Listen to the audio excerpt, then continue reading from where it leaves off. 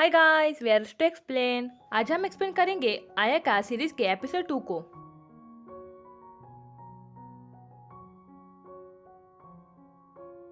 चलो फिर कहानी को शुरू करते हैं। एपिसोड 2 की शुरुआत में हमें आयाका आइलैंड को दिखाया जाता है। सुबह जब जिंगे अपने रूम से उठकर बाहर आता है तब वो युकितो को देखता है जो कि मेडिटेशन कर रहा था और दो मितामा उसके आगे पीछे घूम रहे थे।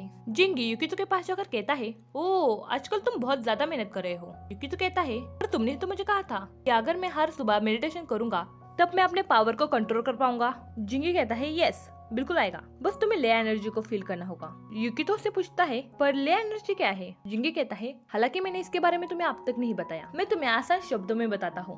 ले एनर्जी एक प्रकार की ऊर्जा है जो कि अर्थ के गहराई में बहती है और आयाका आइलैंड के नीचे से तो बहुत ज्यादा ही भाव में बहती है। पर मेरे जैसे ले मास्टर ही ले एनर्जी को यूज करते हैं और तुम्हारे पास जो पावर है वो किसी भी कंट्रोल में नहीं बहती। और अगर तुम सोर्स ऑफ एनर्जी के साथ अपनी पावर को लिंक करोगे तो तुम्हारी पावर बहुत ही ज्यादा स्टेबल हो जाएगी। फिर जिंगी उसको कहता है, जो मैंने कल तुम्हें सिखाया था वो आज तुम मुझे करके दिखाओ, मैं भी देखूं तुम कितना अपने पावर को कंट्रोल करना सीख गए हो। तो युकी तो अपने पावर से पानी का बड़ा बबल बनाने का ट्राई करता है। उससे एक पानी का बबल बनता भी है, पर देखते ही देखते एक सेकेंड में वो बबल फूट जाता है। तो इस पर जिंगी कहता है, अभी तुम इतनी छोटी सी पावर को कंट्रोल नहीं कर पा रहे हो तो आगे फ्यूचर में तुम्हारा क्या होगा? युकी तो भी लाइक, इसके लिए मुझे अच्छा टीचर लगेगा। अब जिंगी पर आते हैं। जिंगी कहता है, तुम्हें इसे किसी भी हालत में कंट्रोल करना सीखना ही होगा। फिर जिंगी उससे कहता है, मैं तुम्हारा मास्टर होने के खातिर मैं ही तुमको दिखाता हूँ कि इस पावर को कैसे कंट्रोल करते हैं। फिर जिंगी एक मंत्र पढ़ता है और वहाँ पर पानी का बहुत ही बड़ा बबल बनता है और फिर जिंगी अपनी पावर की मदद से उस बबल को इंसान का शेप देता है और वो बबल जिंगी की जैसा ही बर्ताव करने लगता है। जिंगी युकितो को ताना मारते हुए कहता है, तुम्हारे लिए तो ऐसे पानी का कुछ बनाना बहुत ही मुश्किल है, ये मेरी हर बात सुनता है, मैं जैसा करूंगा वो सेम वैसा ही करेगा और ये बहुत लंबे समय तक ऐसा ही रहता है। युकितो कहता है, मुझे ऐसा कुछ नहीं करना, मुझे सिर्फ अपने पावर को कंट्रोल करना सीखना है। तो जिंगी कहता है, ठीक है तुम्हारी चॉइस। फिर वो युकितो के सर के ऊपर कैन रख कर वहाँ से घर के अंदर चला जाता है और मोमो के साथ से बियर मांगता है। फिर युकितो उस कैन को फेंक देता है और घर के अंदर आने लगता है। तभी जिंगी डोर को ओपन करता है और निराश होकर युकितो के कंधे पर हाथ रखकर कहता है, बैड न्यूज, घर में से सारी बियर खत्म हो गई है। युकितो कहता है, ठीक है, और घर के अंदर जाने लगता है। तो जिंगी ओवर एक्टिंग करते हुए उसको बताता है, मैं शॉप में बियर लेने के लिए गया था पर उन्होंने मुझे बियर नहीं दी और पहले कहा पैसे दो और अभी मेरे पास एक भी पैसा नहीं है और अगर पैसे चाहिए तो मुझे काम करना पड़ेगा और मैं काम करना नहीं चाहता। युकितो कहता है, तो ठीक है मत काम करो। जिंगी कहता है, पर मैं तुम्हारा मास्टर हूँ और मुझे पता है मास्टर की समस्या वही स्टूडेंट की भी समस्या और इसीलिए मुझे तुमसे उम्मीद है कि तुम मेरे लिए बहुत कड़ी मेहनत करोगे और मेरे सारे बिल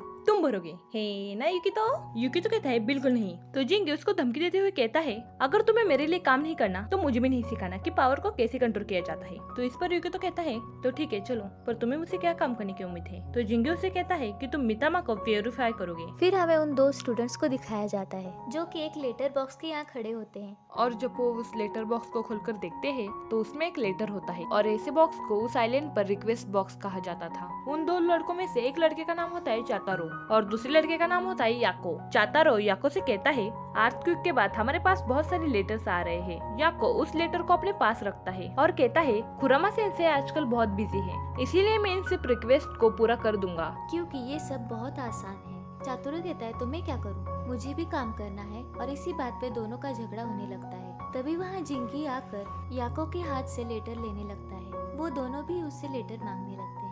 जिंगी बोलता है, मैं तुम दोनों का काम आसान कर रहा हूँ। चातारो कहता है, चलो झूठ मत बोलो, हमें पता है कि तुम फिर से गरीब हो गए हो और अभी तुम्हें पैसे चाहिए। जिंगी कहता है, नहीं, मैं ये सब पैसे के लिए नहीं कर रहा हूँ, मैं बस युकितो को ट्रेन करना चाहता हूँ। वो दोनों भी बोलते हैं, युकितो कौन है? फिर जिंगी उनको युकितो को दिखाता है जो कि वहाँ पर ही खड़ा होता है। युकितो उनको हेलो कहता है। जिंगी उन दोनों को बताता है कि तुम विश्वास करो या मत करो पर ये ग्रेट यानागिसा का बेटा है। याको बोलता है, ये तो कुरामा सेंसे के भी सेंसे थे। जिंगी कहता है, ये बिल्कुल सही, फाइनली युकितो अब वापस आ चुका है इस आइलैंड पर ट्रेनिंग करने के लिए और न्यू मास्टर बनने के लिए, और हंसते हुए वहाँ से चला जाता है। फिर युकितो भी उन दोनों की माफी मांगता है और वो भी जिंगी के पीछे चला जाता है। फिर युकितो और जिंगी चलते चलते बात करने लगते हैं। युकितो जिंगी से पूछता है वो दोनों कौन थे, तो जिंगी युकितो को बताता है कि वो चातरो और युका है जो कि एक प्रकार के वर्कर है। उनके पास इतना ज्यादा एक्सपीरियंस तो नहीं है, तभी भी वो इन सारी रिक्वेस्ट को पूरा करने की कोशिश करते रहते हैं और हमेशा एक दूसरे के साथ कंपटीशन करते रहते हैं। और तुम तीनों की एज सेम ही है। मुझे पूरा यकीन है कि तुम तीनों एक दूसरे के साथ अच्छे से घुल मिल पाओगे, इसीलिए मुझे लगता है कि तुम्हें उनके साथ दोस्ती करनी चाहिए। तो इस पर यूकी तो कहता है, नहीं, मैं आप किसी के साथ दोस्ती नहीं करना चाहता, क्योंकि मुझे बहुत डर लगता है, क्योंकि अगर मुझे मेरे पावर को कंट्रोल नहीं करना आया तो मैं किसी को चोट पहुंचा सकता हूँ। तो इस पर जिंगी कहता है, वो दोनों एक ले मास्टर है, इसीलिए तुम्हारी पावर से उन दोनों को कोई परेशानी नहीं होगी। यूकी तो कहता है, तो ठीक है, मैं उनके साथ फ्रेंडशिप करने का ट्राई करूंगा। फिर जिंगी उसको बताता है कि यहाँ पर जितने भी मितामा के केसेस होते हैं वो कुरामा सेंसेई ही हैंडल करते हैं, और इस लेटर को यहाँ पर जॉब रिक्वेस्ट कहा जाता है। तो यूकी तो कहता है, तो इस लेटर को हमें नहीं लेना चाहिए था। तो जिंगी यूकी को कहता है, अगर मैं कुरामा सेंसेई को बताऊं कि मैंने इसे तुम्हें ट्रेन करने के लिए लिया है तो वो मुझे कुछ नहीं कहेंगे। फिर जिंगी लेटर में लिखा हुआ यूकितो को बताता है कि नदी के पास बहुत सारे आरामितामास पाए गए, इसीलिए उनको प्योरीफाई करने की रिक्वेस्ट आई है, और अगर हमने उनको प्योरीफाई नहीं किया तो वो आगे जाकर बहुत ही खतरनाक आरामितामा बन सकते हैं। फिर यूकितो कल रात के इंसिडेंट्स को याद करता है और जिंगी से पूछता है, कल रात हमने जिसको देखा था कि वही आरामितामा था? तो जिंगी कहता है, इससे भी बड़े आरामितामा बहुत ही ज्यादा रेयर होते हैं। तो इस पर यूकितो कहता है, तभी भी तुमने मुझे उसके अंदर फेंक दिया था। तो जिंगी बात को बदलते हुए कहता है, हमारे पास जितने भी आरामितामा के केसेस आते हैं वो एक ग्रैंडफादर ही भेजते हैं, वो तो सभी आरामितामा से बहुत ज्यादा डरते हैं। फिर यूकितो उससे पूछता है, मैं तुम्हारी इसमें क्या हेल्प कर सकता हूँ? तो इस पर जिंगी उससे कहता है, तुम अपनी पूरी पावर से उस आरामितामा के साथ फाइट करो, इसे तुम्हारी प्रैक्टिस ही है समझो। तभी पानी के अंदर भवंडर जैसा होने लगता है। जिंगी उस भवंडर को देखकर कहता है, ये तो बहुत ही ज्यादा बड़ा लग रहा है, चलो यूकितो आगे बढ़ो और इस आरामितामा के साथ फाइट करो। यूकितो डर कर पूछता है, लेकिन मुझे क्या करना चाहिए? जिंगी कहता है, तुम ज्यादा सोचो मत, बस मुझ पर भरोसा करो और अपनी सारी पावर्स लगाकर उसके साथ फाइट करो। उस पानी के अंदर से बहुत ही बड़ा आरामितामा बाहर आता है। यूकितो अपनी पावर को इस्तेमाल करने जाता है, पर इतने बड़े आरामितामा को देखकर डर जाता है। फिर वो जिंगी की तरफ देखता है जो कि वहाँ से भाग गया होता है।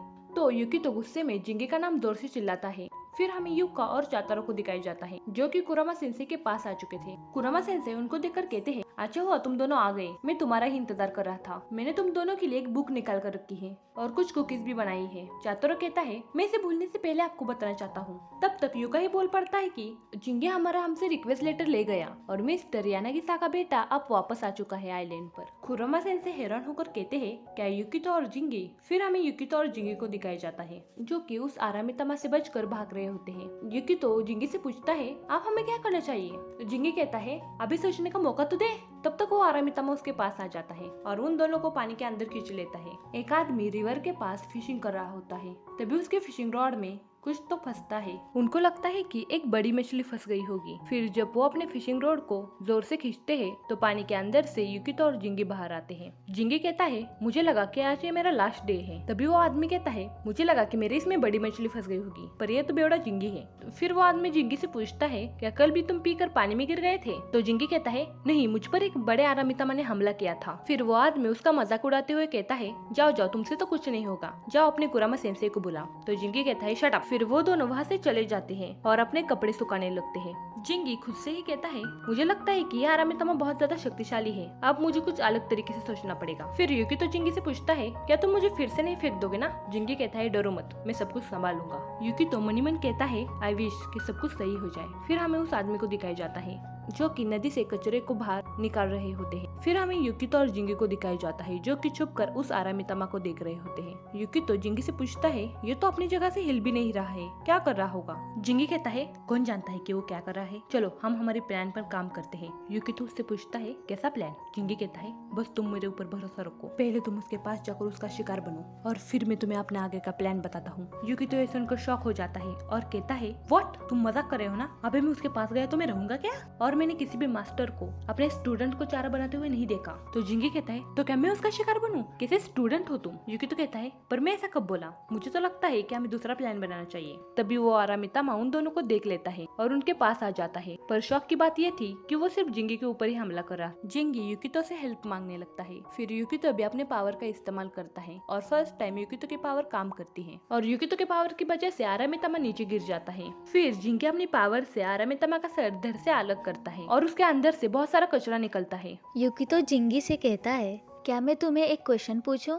कि तुम कल रात देर से घर आए थे ना, तो तुम कहाँ थे पूरी रात? फिर जिंगी कल रात के इंसिडेंट्स को याद करने लगता है। जिंगी कहता है मैं अपने दोस्तों के साथ यहाँ ही आसपास ड्रिंक कर रहा था और उनको अपना वाटर पपेट का जादू भी दिखा रहा था। यूकी तो कहता है वाटर मैनिपुलेशन टेक्निक ज्यादा तो अपने आप में ही घूमती रहती है ना। जिंगी कहता है यस। यूकी तो उसको बताता है कि ये तुम्हारी ही वाटर मैनिपुलेशन टेक्निक है जिसे कल रात तुमने बनाया था। फिर वो वाटर पपेट अपने इंसानी रूप में आता है। फिर से जिंगी को कल रात का एक इंसिडेंस याद आता है। जब जिंगी पीकर घर आ रहा था तब उसके हाथ में जो कैन था वो वहाँ पर ही फेंक देता है और अपने वाटर पपेट को उस कैन को लेकर आने के लिए कहता है और वो खुद वहाँ पर ही सो जाता है। फिर सीन प्रेजेंट पर शिफ्ट होता है जहाँ पर जिंगी कहता है ओह हाँ, मैं तो मेरे वाटर पपेट के बारे में भूल ही गया था। तभी उस वाटर पपेट के अंदर वो आरामितामा आ जाता है। जिंगी उस आरामितामा को रोकने का कहता है और अपनी पावर का इस्तेमाल करने लगता है, पर वो आरामितामा रुकता नहीं और जिंगी के ऊपर हमला करने लगता है। यूकी तो कहता है पर मुझे आप समझ नहीं आ रहा है कि ये आरामितामा तुम्हारे ऊपर हमला क्यों कर रहा है। जिंगी कहता है अभी तुझे समझ में आया तो मुझे भी बताना प्लीज, और वहाँ से भागने लगता है। यूकी तो कहता है ऐसा हो सकता है कि तुमने इसे बनाया और छोड़ भी दिया, इसीलिए ये तुम्हारे ऊपर नाराज है। जिंगी कहता है अभी तू इसके बारे में पता कर क्या करेगा, मेरी हेल्प कर। यूकी तो उससे पूछता है पर मैं क्या करूँ। फिर वो अपने दिमाग का इस्तेमाल करता है और अपनी पावर को इस्तेमाल करने लगता है। तभी वहाँ पर खुरामा सेंसे आ जाते हैं और एक स्पेल पढ़कर उस आरामितामा को वहाँ ही प्योरीफाई कर देते हैं। फिर खुरामा सेंसे जिंगी को ड्रिंक करने के कारण डांटने लगते हैं। तो इस पर जिंगी कहता है मुझे नहीं पता कि हम सब कितने दिन जीवित रहेंगे, इसीलिए मैं जितना चाहता हूँ उतना ड्रिंक करता हूँ और मैं मेरे मन के जैसा जीवन जीता हूँ। फिर यूकितो कुरामा सेंसेई को थैंक यू कहता है तो कुरामा सेंसेई यूकितो को देखकर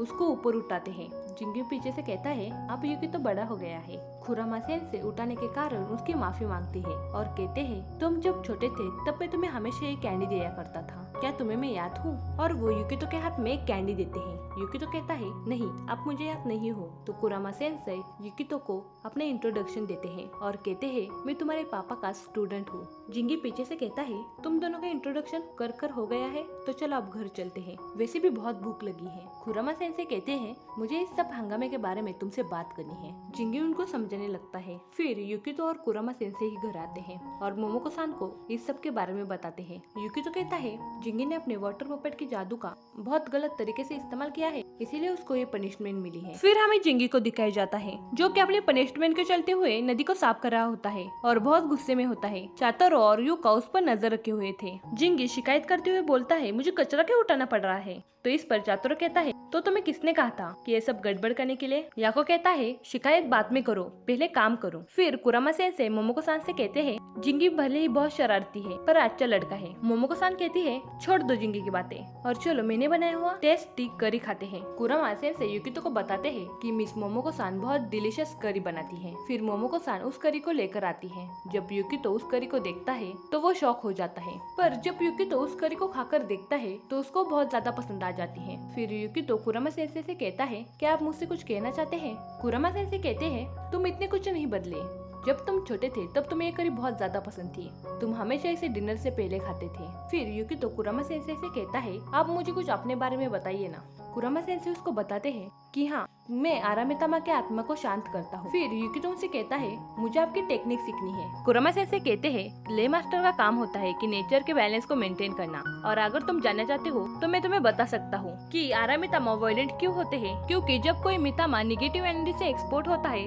तब वो वायलेंट हो जाता है, क्योंकि उस वक्त वो बहुत ज्यादा सफर कर रहे होते हैं और इसी वजह से मितामास आरामितामा बनते हैं। और हम जैसे ले मास्टर का काम होता है आरामितामा को प्योरीफाई कर उनको नॉर्मल कर देना। और मितामा ना ही हमारे दुश्मन है ना ही हमारे दोस्त, हमें बस इस आइलैंड पर बैलेंस बनाकर रखना है। इसीलिए हम दोनों एक पड़ोसी के जैसे हैं जो कि हमारा साथ देते हैं। इसीलिए यूकी मुझे तुमसे उम्मीद है कि तुम मितामा से नहीं डरोगे। यूकी तो कहता है हाँ मैं आपसे वादा करता हूँ कि मैं मितामा से कभी नहीं डरूंगा। और इसी के साथ ये एपिसोड यहाँ ही खत्म हो जाता है। चलो बाय गाइस, मिलते हैं नेक्स्ट एपिसोड में।